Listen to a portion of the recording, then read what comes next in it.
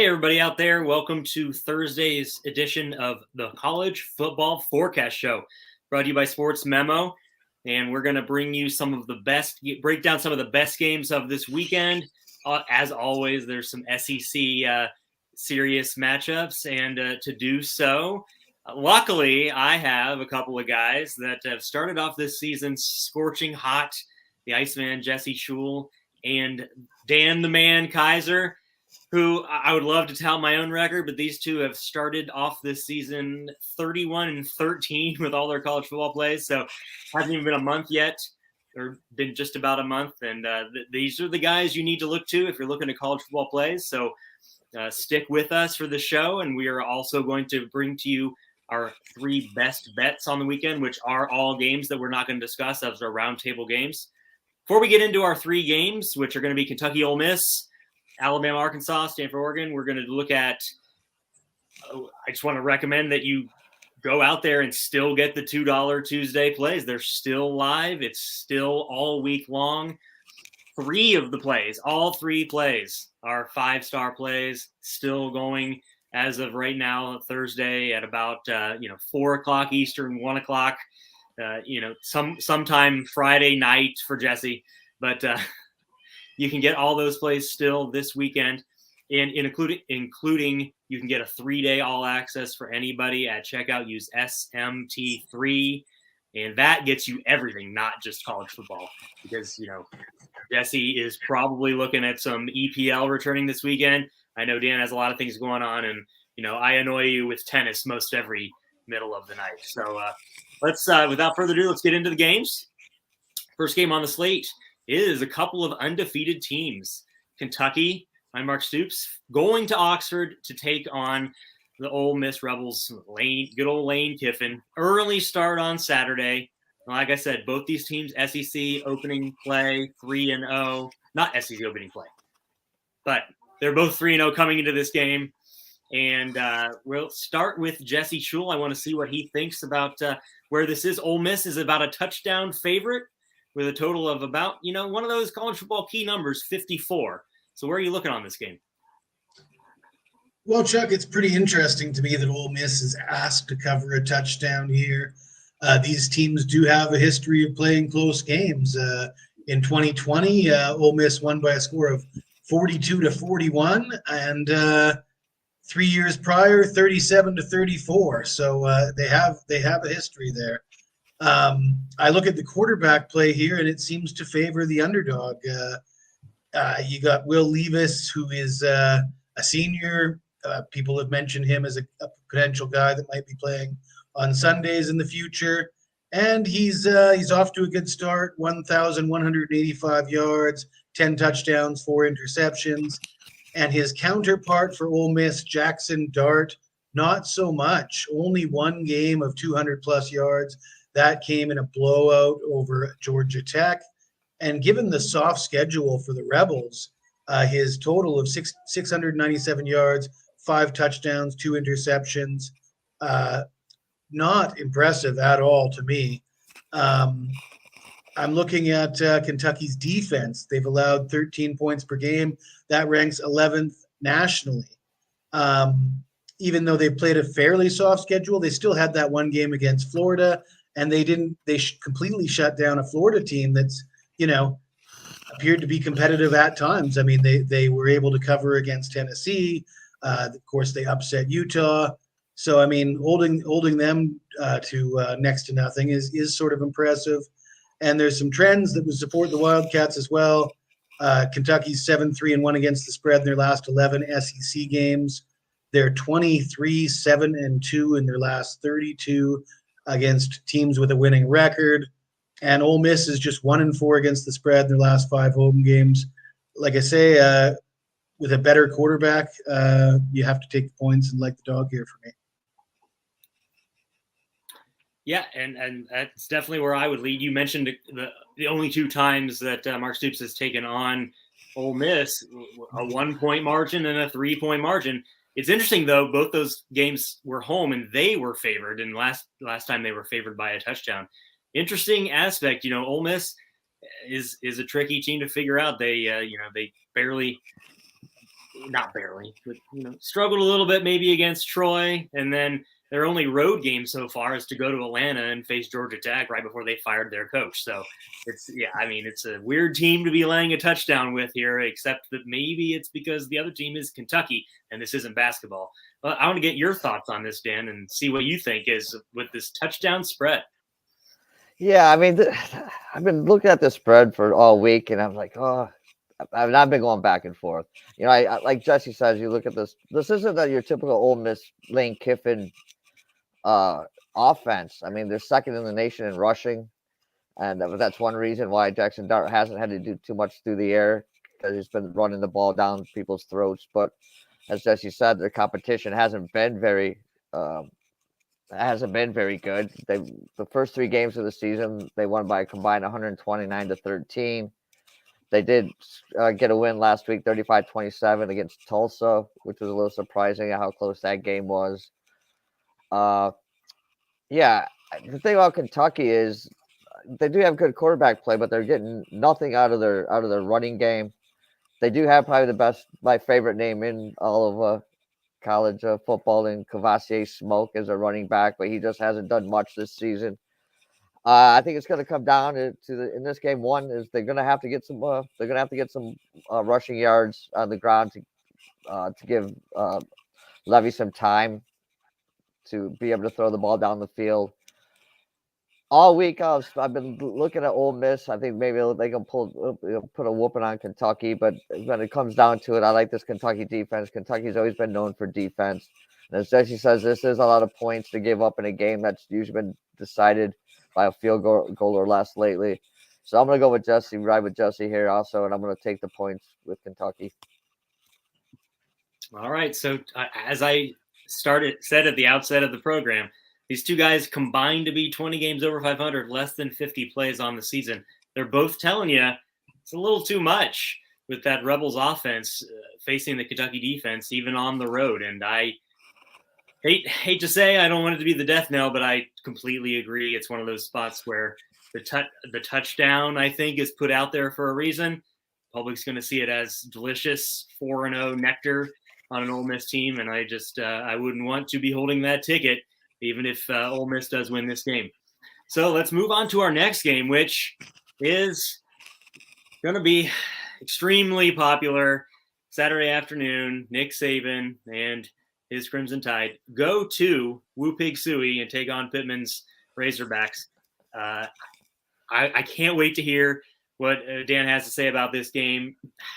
Pittman, was pulling a rabbit out of hat all season last year, and they did lose this game. This is an awful big line for Saban, even being Alabama, to lay 17 in this spot on the road. It's ridiculous. I can't think of a whole lot of teams that would be laying 17 on the road to a team that was a New Year's Day Bowl competitor last season. And so I'm interested to see 42-35 last year, clearly covered just about the entire game. Where do you think this goes, Dan? And do you think that Alabama has any business, even being Alabama and Bryce Young, laying this many points on the road to Arkansas? Not really. I guess the only thing is Arkansas did everything they needed to do to win last week against Texas A&M, except win the game. They fumbled at the goal line going in. That would have put them up 21-7, and they ended up being tied 14-14 as they returned a fumble at the goal line, 90-some yards for a touchdown to tie the game. Then they missed the field. They drive down the field, a chance to game-winning field goal, and the guy shanks a short field goal. So I guess one thing is there a letdown here? Do they come away from that game, emotionally drained? But again, it's 17.5 points, and Bryce Young, he's doing Bryce Young things. He's throwing for over 1,000 yards, 13-2 TD to interception ratio. He's completing 70% of his passes. I'm still not sold on their wide receivers. I still, if you go back to that Texas game where they struggled in that game, I think Arkansas can play a tough defense against Alabama. I think Bama's going to have to try to run the ball against Arkansas. Alabama's scoring 48 points a game, so they can put up a ton of points. And their defense has been stout this year. But I like KJ. I like KJ Jefferson. I think he can pass and run the ball, and he has caused problems. No, that has kind of quarterback has caused problems for Alabama in the past. I think the Razorbacks will keep this one close, and 17 points. I think as good as Alabama can play, and as good as they have been in the past, I think this offense is a little step down from their years past offenses. So I think Arkansas keeps this one within the number. And you mentioned one of the first things you mentioned was 17.5. If you're getting a 17.5 and you're still taking Alabama, then I'll pray for you. But I just don't. I mean, can you imagine being Alabama, holding a ticket? They're up 41-17, and they allow Arkansas to score a meaningless touchdown. This is a thing here where you look up Nick Saban and a whole bunch of numbers. He's had 3 stops, and this is obviously his best stop. But he wins these games. He's like 32-8 in 40 times being a road favorite in this spot against a team that's even with a winning percentage above 500. But he only covers half the time. And if you narrow that down to a pretty decent team on the road, laying a big line, he doesn't even cover half the time, even though he wins 90% of the games. And so it's one of those things where football's a spread game, and people think maybe when they're picking Alabama, they're picking an Alabama team minus 17.5. You got Bryce Young, and it doesn't mean that they win the game or even dominate the game and you win any money. And so I can't imagine. I don't know if this is just a line because the books are begging for you to take Alabama and the public is supposed to think it's short. But my analysis on this is absolutely dog or pass. I think this feels a lot like that Jimbo Fisher Texas A&M team that won last season. Our former colleague, I bet John Ryan, is absolutely on Arkansas this weekend if I had to take a guess. And I think KJ Jefferson and this team and Wu Pig Sui, and I think Fayetteville's going to be insane. And I would want everything to do with 17 and especially 17.5 as far as my analysis goes. Nick Saban doesn't have to cover this. He's got a whole season full of nasty games. He's gotten through the easy part of his schedule, and even trying to schedule a team like Utah State turned out to be a nothing burger, even though they were a surprise team last season. So they got to step it up. He knows they got to step it up, and everybody is going to give Alabama their best shot. And I couldn't imagine holding an Alabama on the road ticket. And it's one of those tickets where I hate to say that a loss is deserved, but if I was holding Arkansas plus 17.5 at home and I didn't win, I just say, damn good job, Bryce and Nick. You got the better of us, but there's no way I would have been on any other side of that. So I don't know. I don't know if Jesse, you weren't on this necessarily. I don't know if you have anything to add just to anything we said. I'm in full agreement with you guys. I think that, I will say that Saban and Alabama, they can cover a 17-point spread as a road favorite. Yeah. They've done it before. And if Arkansas can't run the ball here, they may just do that. But as you guys have alluded to, and I'm in full agreement, even if you like Alabama in this spot, and I do not, the wise bet is if you're an Alabama guy and you like Alabama, the wise bet is to pass, not to bet on Alabama, because whether they can or they can't, it's just too many points. I expect it to be a close game. I think all indicators are going that way. If Arkansas can do what they did against the Aggies on the road last week, they should be able to do some things at home this week against an Alabama team that notoriously struggles on the road. Yeah, and both of you brought up a good point, bringing up last week. And so obviously last week was a pretty big game. I can't remember if I know Dan had a side, but it's interesting because you probably should have had no chance of losing. I think worst case scenario should have been that you pushed with the Razorbacks. And so there shouldn't even be this disgust with, wow, we had this and you lost. Maybe you had some money line tickets out there, but most likely you either got the 2.5, you might have even gotten the field goal there, and so you shouldn't have lost. And so that's another factor. I just don't understand where this line comes from. But Jesse brought it up. We talk about this all the time. One of the reasons that Sports Memo and Wager Talk are the best, it doesn't. You can pass on games. You don't even have to. If you love Alabama, that doesn't mean, well, these three guys said take Arkansas, so I'm going to take Arkansas. No, you can pass.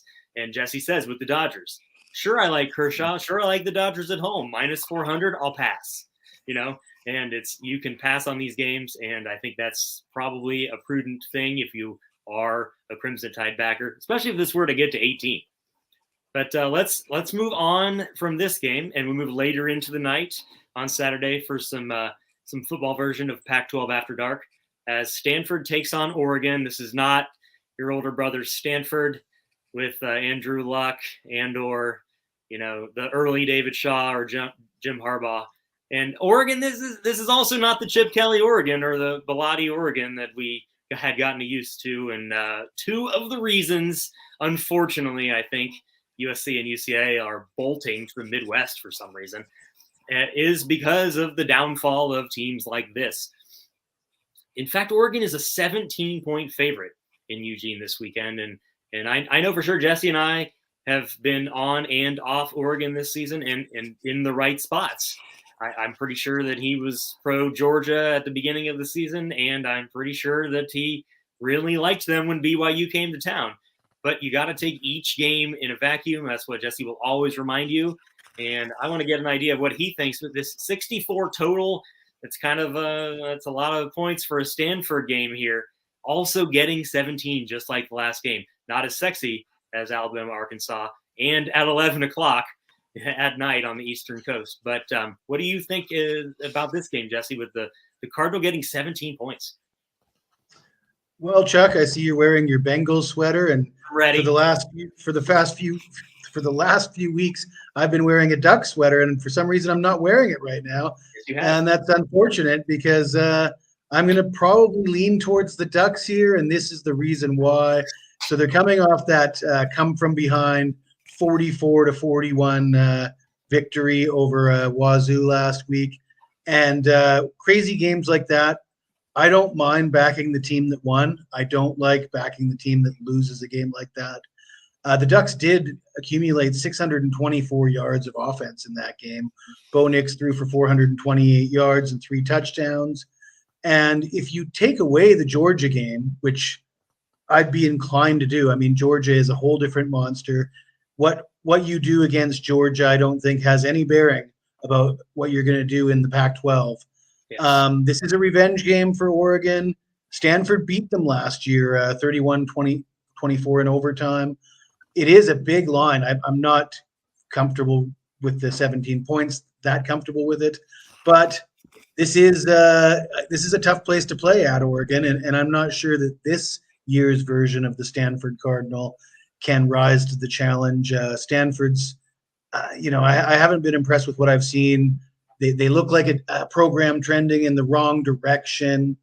The favorite has covered in 5 of the last 6 head-to-head meetings between the two teams. The Ducks have covered in 4 straight at home. Stanford is just 3-14-1 in their last 18 coming off of a loss. And like I said, if you take away that Georgia game, this Oregon team is really racking up yards and points, and that offense looks very typical of an Oregon Ducks offense. And Bo Nix has looked pretty good. And, a home game against a team like Stanford, it could get out of control. So if I was going to be on this game, it would be backing Oregon. Not what Chuck wanted to hear, maybe. I am not here, but maybe I am here. But yes, I would tend to agree with you. We still just have Jesse Schule. I mean, that is the best thing to look at throughout this show. Mm-hmm. But we will move over. Just one thing that he said, if you want to get an insight into what I have going this weekend, I think Jesse's right. You don't want to back a team in that spot. With Cameron Ward, Eric Morris coming over from Incarnate Word. The dude came from Incarnate Word to Washington State for one reason, and that is to get national notoriety. I think the guy's a superstar. I thought he was a superstar last year. I do think that they hammer Cal. -4 is kind of silly. Maybe plays into the fact that, that was such a crushing defeat. But I don't know if a crushing defeat matters against Oregon. But I do want to, hopefully we can get over and see some DK and hear if he thinks that he could possibly trust the Stanford offense to score enough points to cover this. You brought up a good point with the Alabama game. They can cover it. I think Oregon can cover this via the defense. And let's see if I can get any ideas on what Dan thinks about either the total or the spread on this late night Saturday game, one of those get out of jail free. Yeah, what a difference 3 weeks makes, or 4 weeks makes, doesn't it?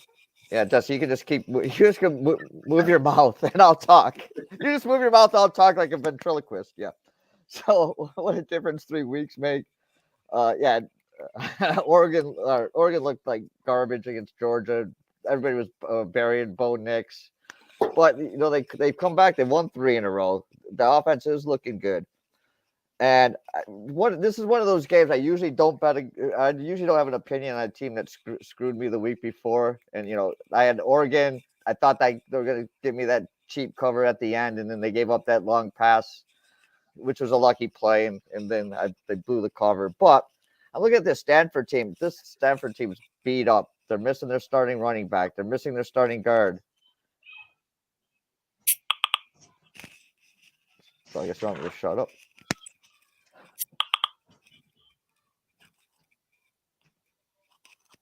So they got a few injuries, Dan. Stanford. Yeah, they had a few injuries. Their starting guards out. Their 2 tacklers are questionable. That's just a beat up offensive line, as you said. I think Oregon is going to can put up the numbers on the offense. Stanford's defense is ranked in like 123rd in the country. If I'm with you, Jesse. I'm not going to take a side in this, but I do lean Oregon. I think they can cover the 17 against this beat up Stanford team. Yeah. So again, the 3 of us kind of come to an agreement on all 3 of these games might just be too many points in their own way. We had a little bit of technical difficulties there. Everybody. And we are on to our best bets. And so I am going to start with Jesse Schule and his best bet, as well as tell us what you have going on at Sportsmemo. All right, Chuck. It sounds like you got your hands full there. So I got my hands full this weekend. I'm really excited about college football. I was 3-0 last Saturday. I was 3-0 the Saturday before, having a great season. I'm stepping up with 5 games this weekend. The games are getting a little bit more interesting. We've got rivalry games. We've got conference play. I'm excited about it. And for my best bet, I'm going to look at a really stinky dog, and it's the Northwestern Wildcats at Penn State. Now, the look-ahead line for this game had Penn State favored by 21.5 points, but Northwestern's coming off a 3rd consecutive loss, and everybody's down on Northwestern. And it's easy to look at this Northwestern team and say, hey, they've lost 3 straight games. Look at the teams they've lost to. They're terrible, right? Well, they're not a great team, let's face it. But if you dig a little deeper, you look at those games, you look at some of the stats, you'll see that Northwestern was dominating total yards, time of possession, first downs. In the game against Duke, 511 total yards to 461, 29 first downs to 21, 3 turnovers by Northwestern, and they end up losing that game to Duke. Turns out Duke's not that bad, though. When you look at Northwestern's quarterback, Ryan Helinski, he's thrown for over 1,200 yards, 5 touchdowns, and 3 interceptions on 62% passing. He was pretty terrible last year. He's already surpassed his totals from last season with a much better quarterback rating and a higher completion percentage. And then you got the running back, Evan Hull. He's run for 370 yards and 3 touchdowns. He's averaging 4.4 yards per carry. He's added 311 receiving yards and 1 more touchdown. And when you look at a quarterback, running back production like that, it's odd that this team has been as bad as they've been. But again, in their last 3 games, they've turned the ball over 9 times. And that's really skewing how how bad they appear to be, because any team that's going to turn the ball over 9 times in 3 games is going to look awful. But with this line being bumped all the way up to 26, I've seen 26 and a half, 27s out there. That's accounting for a lot of awfulness. And I'm not sure that this Northwestern team is really that bad. Helinski did throw for 435 yards against Duke. Their offense has moved the ball. They don't need to score that many points to cover a 26-point spread. And you've got a Penn State team that is vastly superior, sure, but they're playing Michigan next week. This is a bit of a look-ahead spot. I think 26 points is a rather inflated spread, and I'm going to back Northwestern to get the cover here.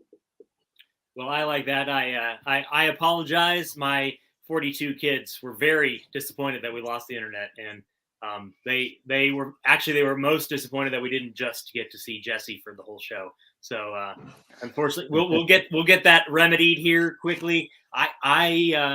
People that follow my college football plays know that I don't need a lot of extra incentive to take a team that's plus 26, and I think plus 26 speaks all you need to know, even if it's a road game. Vegas isn't willing to lay 28. They're not putting 28 out there. They're putting 26 out there, which tells me they probably made this 21 or 22. And, he brought a point. They lost to Miami of Ohio at home and Southern Illinois at home. And everybody thought Duke stunk when they came up there. And part of it was because of what they did in Ireland. And I think that was more of a Nebraska problem, as we found out. And so I think this is the exact spot. You got look ahead, Michigan, and I think this is probably crazy. So call me crazy, but I think James Franklin needs to be on upset alert, honestly. Let's get over and stay in the same conference here as I sit in Ohio with screaming children and hear what Dan Kaiser thinks his team can do after BJ Fleck came in and flexed all over him. Yeah, well, I called that one. I knew that was a bad matchup for State, and they're going to College Park to take on Maryland. Maryland's 3-1. I mean, at some point you could say, especially the first game, they kind of dominated Michigan, but I think Michigan just had to get used to realize that they weren't playing a high school team anymore, and they kind of turned it out. Were able to take care of Maryland. And I think that game might have a little after effect on Maryland, and the fact that Baby Tua is hurt and not sure what his status is for this game. The Spartans, they just haven't been good the last couple of games. They got beat up by Washington. They got beat up by Minnesota. Their defense has the same problems as they had last year. Just can't stop the passing game. But I think the biggest problem right now is, one, they can't run the ball. They only rushed for 38 yards against Minnesota. Granted, they were down for most of that game, and they haven't been able to pass the ball. Payne Thorne has not had a really good season. They've been without their starting wide receiver, or the star wide receiver, who's been off injured. There's a kind of a quarterback controversy up in East Lansing with their backup. People wanting him to start. I just think this week, Talk has taken the defense to the woodshed and challenge their manhood, and I think they'll come out and play a lot better in this game. And again, it's going to come down to Baby Tua, and he's got ribs. He hurt his ribs in the Michigan game. It's a game time decision, and their star wide receiver could be out also with a head injury. I just think I just look at this, and 8.5. I think it's just too much, too many points in this game. State did beat them last year. And I think, it's just too many points. I think the defense is going to cause some pressure. The State's number 1 in the Big Ten, tied for number 1 in the Big Ten in sacks. I think they can put pressure on whoever's quarterbacking for Maryland. I'm not saying State's going to win this game outright, but I think they do cover the 8.5. I'm glad. I think we lost them again, but I will continue to come at you as though I'm Dan Kaiser and pretend as though I am, because he is wearing. So, just as an aside, because let's have some fun, people. The Tagovailoa injury updates are very important to my favorite and Dan's favorite teams tonight, as They do say Tua is playing tonight against the Bengals, even though I think we're going to hammer the Dolphins and their 3-0 record. And Tagovailoa, as he said, baby Tua, very important. If he's getting a no Tagovailoa or a 75%, 8.5 is a lot of points there. So Dan says, take Sparty. You get 8 and a hook. I think that's pretty good value. A couple of Big Ten games. Take the big points, almost 4 touchdowns for Jesse with Northwestern. Take that 8.5 with Michigan State. Jesse and I were talking off air before the show, and he loves the Sun Belt. We did a show last season every week, and I regularly picked the Sun Belt. I don't have any illusions that the Sun Belt matters in the grand scheme of things, but money is money, and that's the same reason that I bet tennis all day. And I am taking the Louisiana Monroe Warhawks to cover the 7 points in Arkansas State. Another thing I love about the Sun Belt is not every team, but it's funny because the coach of Arkansas State hosting this game is Butch Jones, and the coach of Louisiana Monroe is Terry Bowden, and his offensive coordinator last year was Rich Rodriguez. The Sun Belt's a pretty good place to fizzle after you've fizzled out and you need a new spot. Get back there. Maybe you can get yourself back up into the Power 5 conferences. Terry Bowden's been there a little bit longer than Butch Jones, who is trying to revamp the Red Wolves. Neither of these teams are going to be noise makers for the grand scheme of things. I base a lot of this early stuff on analytics. Jesse and I were talking as well about basing a whole lot of stuff on what your schedule has looked like to this point. Sure, everyone can read a box score, and I'm not saying that box scores are wrong, but they're not always right. And you have to take into account who these teams have played. Louisiana Monroe, good for Terry Bowden, started off taking on Sark in Austin, and the Longhorns hammered him. He took a break and got Nicholls State from the FCS, got a win, got his teams a win, and then they went to Tuscaloosa. So all the numbers look bad, but they're actually outperformed based on their schedule, and Arkansas State just hasn't done the same. They have a lot of injuries. They have a lot of turnover, and Tarp starts to fizzle out for me, which is the transfer and returning production as the season continues because the teams become themselves. But it's still September, and 7 points is a ton here. Monroe did just beat Lafayette, probably had no business winning that game outright, and they won it outright, and that was kind of a shock. And so I guess everyone's supposed to immediately fade them off an emotional win. Monroe needs all the wins they can get. I'm not saying they have to win. They just have to stay within 7 points of this Arkansas State team, where you could probably look to an under, and you're getting 7 points on a game that I also like to go under. You're getting some good value. There's a lot of things to look at on this slate, and I have a lot of plays out as well. So, these are our best bets, but I know for sure Jesse and Dan and myself all have other college football action going. And, that is our 3 best bets for today. It was quite a show. I'm so glad that all the crying could make an appearance, as well as internet disasters. I don't know if these are Ian based yet or not, but I think the end of this show probably should have been with some Kurt Hennig. But either way, let's just hope Kurt Hennig makes an appearance on Saturday night because of our 3 plays.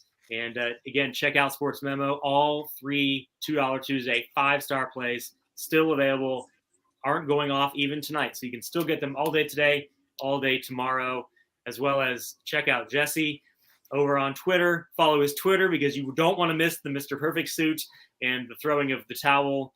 Dan Kaiser has his Sparty on. I have my Houday on, and him and me, our teams are going to crush some Tagovailoa this weekend, starting tonight. So good luck to everybody out there. I'm sorry for everything that went on with this show, but I hope we had provided some winners and some knowledge.